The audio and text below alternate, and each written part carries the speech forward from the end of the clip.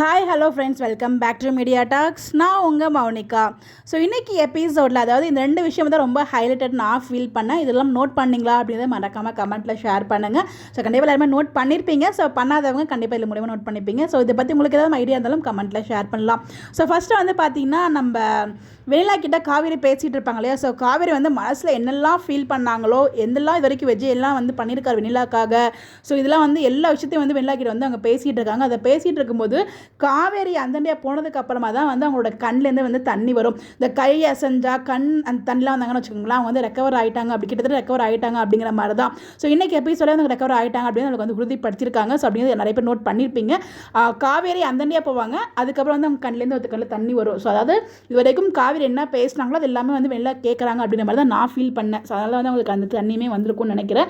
So கண்டிப்பாக இன்னும் 1 or 2 எபிசோட்ஸில் அவங்க ரெக்கவர் ஆகி ஸோ இவங்க மூலியமாக தான் வந்து விஜய் கொண்டு வரதுக்கு வெளியில் வந்து ஏற்பாடு பண்ணுவாங்கன்னு நினைக்கிறேன் காவேரி. என்னோட கேஸ் அப்படி தான் தோணுது. பாப்போம் என்ன நடக்குது அப்படின்னு சொல்லிட்டு.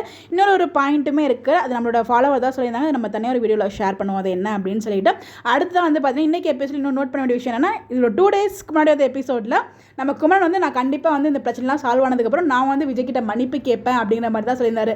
நான் மன்னிப்பு கேட்பேன், அதாவது நான் மன்னிப்பு கேட்க போகிறேன் அப்படின்ற மாதிரி தான் சொல்லியிருப்பாரு. பட் இன்றைக்கி எபிசோடில் விஜய் வந்து நமக்காக நிறைய பண்ணியிருக்காரு. ஆனால் நமக்கு வந்து அவருக்கு ரொம்ப கஷ்டப்படுத்திட்டோம், நம்ம எல்லாரும் அவர்கிட்ட மன்னிப்பு கேட்கணும், அதாவது எல்லாருமே பண்ணது தப்பு, நம்ம எல்லாருமே மன்னிப்பு கேட்கணும் அப்படிங்கிற மாதிரி எல்லாருமே சேர்த்து சொன்னதுமே இன்னும் வந்து மனசுக்கு ரொம்ப சந்தோஷமாக இருந்துச்சு. ஏன்னா வந்து எல்லாருமே வந்து விஜய் கிட்ட அவ்வளோ ஒரு வெறித்தனம், ஒரு அதாவது அந்த சீன் வந்துச்சு இல்லையா, வீக்கா செப்பரேஷன். அப்போ வந்து வீக்கா ஃபேமிலி விஜய் கிட்ட காவேரி ஃபேமிலி எல்லாருமே அவ்வளோ ஒரு கோவமாக அவ்வளோ பாடுபடுத்தியிருப்பாங்க. ஸோ அது எல்லாத்துக்குமே வந்து மன்னிப்பு நம்ம எல்லாருமே கேட்கணும் அப்படிங்கிறத நீங்கள் ரியலைஸ் பண்ணி குமரன் பேசுனது எனக்கு ரொம்ப பிடிச்சிருந்துச்சு. ஸோ அது கூடிய சீக்கிரம் நடந்தால் நல்லாயிருக்கும். பாப்பா எவ்வளோ சீக்கிரத்தில் மன்னிப்பு கேட்குறாங்க அப்படின்ட்டு. இன்னொரு விஷயம் வந்து பார்த்தீங்கன்னா, இது எல்லாத்துக்குமே காரணம் யமுனா தான் அப்படிங்கிற விஷயம் குமரன் கிட்ட சொன்னதும், குமரன் யமுனா கிட்ட அதாவது நிவின் கிட்ட சொன்னதுமே ரொம்ப ஹாப்பியாக இருந்துச்சு. இது எல்லாமே இன்றைக்கி எபிசோட் ஹைலைட்டாக நான் ஃபீல் பண்ணேன்.